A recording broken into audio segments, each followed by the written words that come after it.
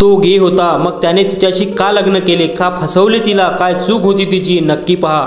तर चला सुरू करूया. ऑफिसमध्ये रोहितने सर्वांसमोर पल्लवीला लग्नाची मागणी घातली.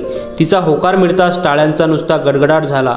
एका मोठ्या कंपनीमध्ये कम्प्युटर ऑपरेटरचे काम करत असणाऱ्या पल्लूचे तर भाग्य उजळले. रोहितची स्वतःची कंपनी होती. पार्टनरशिपमध्ये तो आणि त्याचा मित्र समीर ती कंपनी चालवत होते. रोहितची अफाट श्रीमंती होती. मोठा बंगला, 3 गाड्या, घरात नोकर चाकर. इतकेच नव्हे तर बाहेरगावी सुद्धा त्याची प्रॉपर्टी होती. एवढ्या श्रीमंत मुलाला त्याच्या बरोबरीची मुलगी अगदी सहज मिळाली, तरीही त्याने पल्लूला पसंत केली. सगळ्यांसाठी हा एक गोड धक्काच होता. ऑफिसमध्ये पहिल्या दिवसापासून त्याला पल्लू आवडायची. अत्यंत मनमिळावू स्वभाव असल्याने कमी वेळात तिने सर्वांशी मैत्री केली. दिसायला सावळी पण रेखीव ड्रेसिंग, मिडल क्लास टाईप, पण तिचा हसरा चेहरा रोहितच्या मनात घर करून गेला. हळूहळू त्याने तिच्याशी ओळख वाढवली आणि मग मैत्री केली. पुढे जाऊन त्या मैत्रीचं रूपांतर प्रेमात होईल हे कोणालाच ठाऊक नव्हते. ती मध्यमवर्गीय होती, तरीही रोहितच्या घरच्यांनी तिला सून म्हणून स्वीकार केला. लग्न अगदी साध्या पद्धतीने पार पडले. पल्लूच्या घरातल्यांना कुठल्याही प्रकारचे ओझं नको वाटायला म्हणून लग्नात फार कमी रोषणाई करण्यात आली. आपल्या मुलीला इतके प्रेम करणारा नवरा, तसेच एवढे श्रीमंत घराणे लाभले म्हणून तिच्या माहेरचे देखील खुश होते. येणारा प्रत्येक पाहुणा दोघांना बघून मेड फॉर इच अदर म्हणत होता.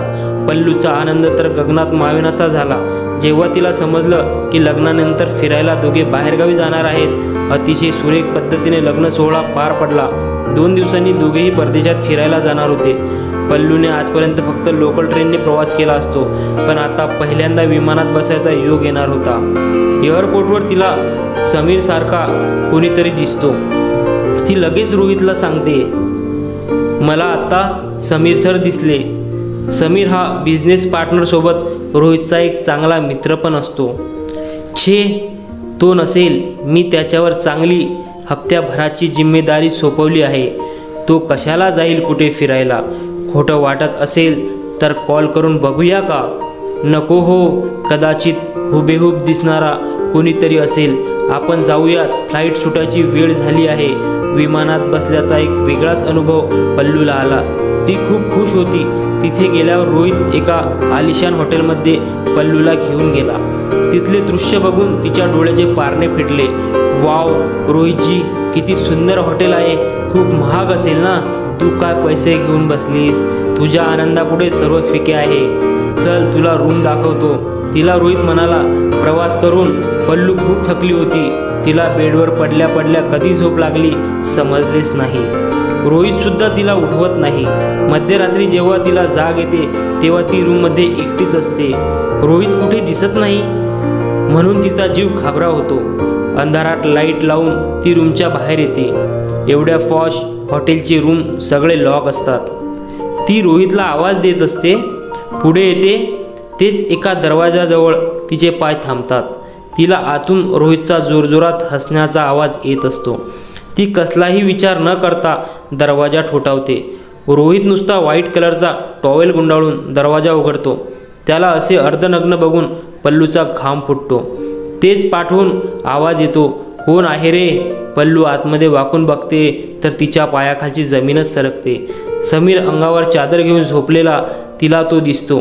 तिची बोबडी वळते. थरथर कापत ती तिच्या रूममध्ये येते. पाठोपाठ रोहित सुद्धा येतो. हे सर्व काय आहे रोहितजी. तू रिलॅक्स हो, मी सर्व काही सांगतो. समीर आणि मी एकमेकावर प्रेम करतो, म्हणजे आम्ही कपल म्हणून एकमेकांसोबत राहतो.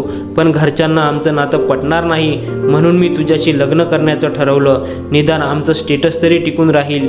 कुटुंबाची लाज राखण्यासाठी मी आमचं नातं समाजापासून लपवून ठेवलं. उद्या जर हे प्रकरण बाहेर आलं तर त्याचा परिणाम आमच्या बिझनेसवर होईल. म्हणून तुझ्यासारख्या गरीब मुलीसोबत लग्न करून मी सर्वांचे मन जिंकले. पण पल्लवी, तुला मी कधीच बंधनात नाही ठेवणार.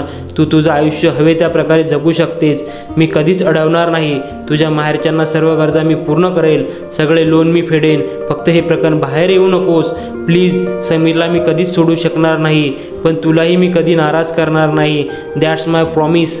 पल्लूला एकदा विजेचा धक्का बसल्यासारखी ती स्तब्ध होते. एवढा मोठा विश्वासघात झाल्यावर तिची पुढे काही बोलायची इच्छा नसते. दीर्घ श्वास घेऊन पुढे काय करायचे यासाठी विचार करायला ती थोडा वेळ मागते.